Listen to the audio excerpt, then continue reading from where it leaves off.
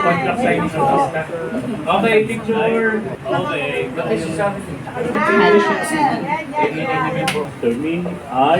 I, Jad Racal, Having been appointed as the Provincial Council President of the Province of Bulacan, having been appointed as the Provincial Council President of the Province of Bulacan, Partido Demokratiko Pilipino, of the Partido Demokratiko do Pilipino, solemnly swear to abide by and uphold the Constitution of the Republic of the Philippines, solemnly swear to abide by and uphold the Constitution of the Republic of the Philippines and of the party, and of the party, to keep faith in and put into practice and to keep faith and put into practice the five basic principles of PDP the five basic principles of PDP and the basic objective of federalism. and the basic objective of federalism, To perform my duties to the best of my abilities and capabilities, to perform my duties to the best of my abilities and without capabilities, fear or favor, without fear or favor, with the aim in view of furthering the objectives of the party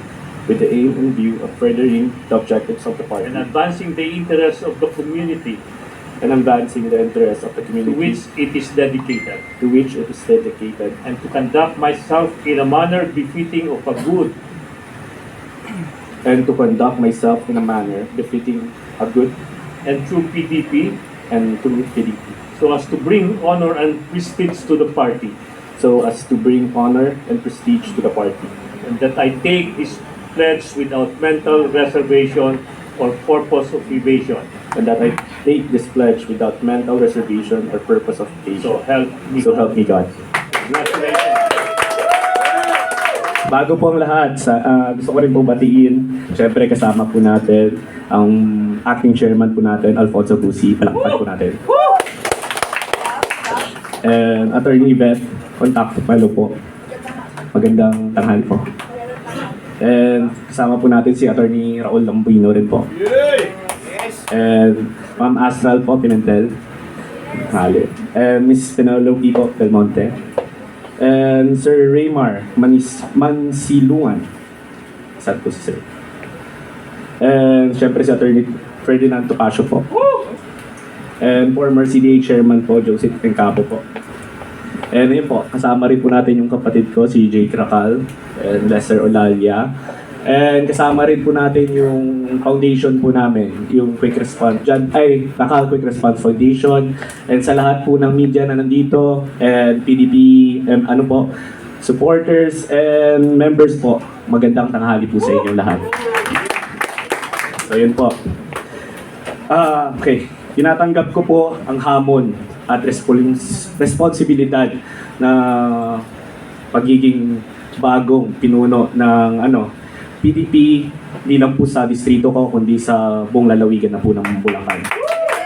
Actually po, quick story lang rin po.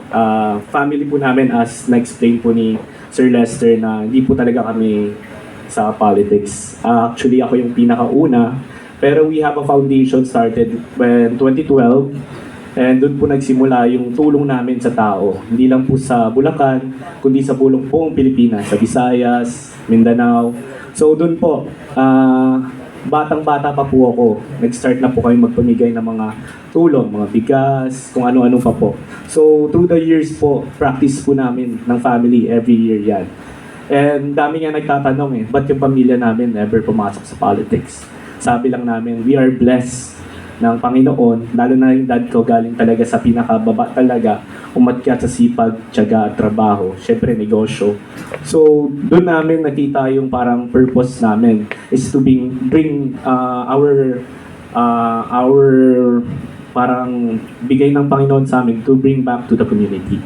So ako, nasanay ako na bumababa talaga sa ako. So I decided 2025, why not run for congressman, which is we don't expect anything naman.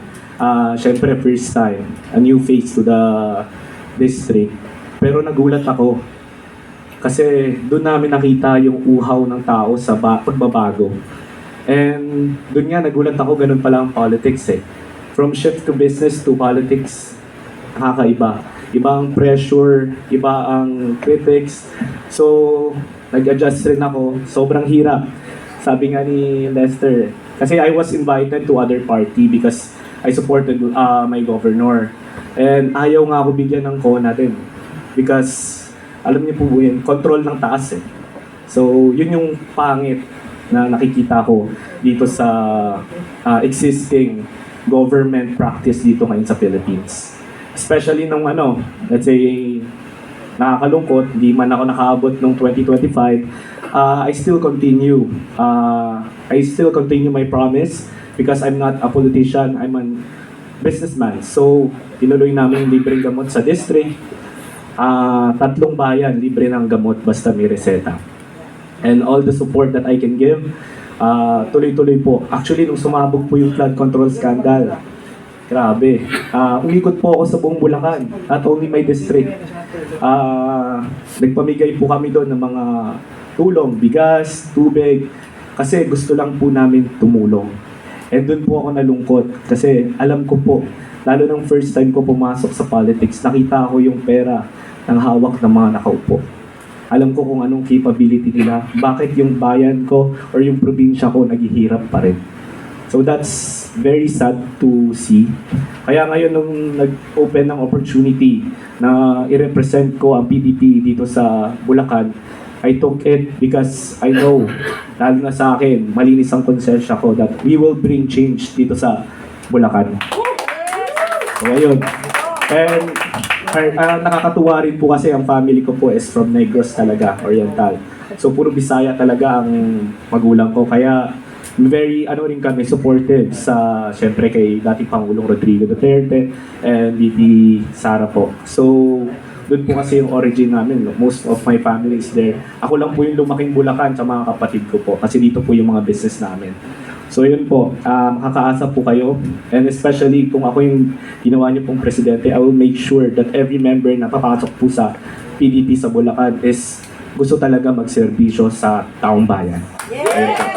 And very thankful. And yun, thank you po sa lahat na nandito.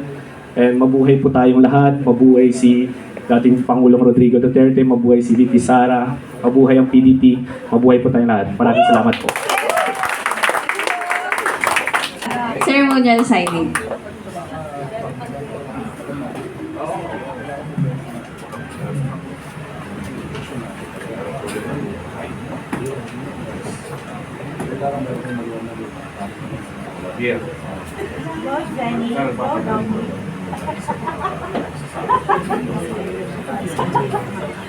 Natawa silang dalawa.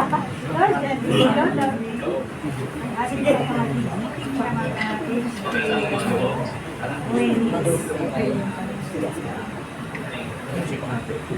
Pwedeng hawakan niyo. pwedeng picture yung yan. Yan na yan. Dalawa. Yan. Okay, picture. India. Wait lang po. Okay. Baba lang baba. Okay, picture left sir. Smile po, smile. Okay. 1, 2, 3, 4, 5. Okay. Kamao. Okay. Okay, tayo naman. Sir? Tayo po with handshake. Yan. Okay, thank you. Maraming salamat po.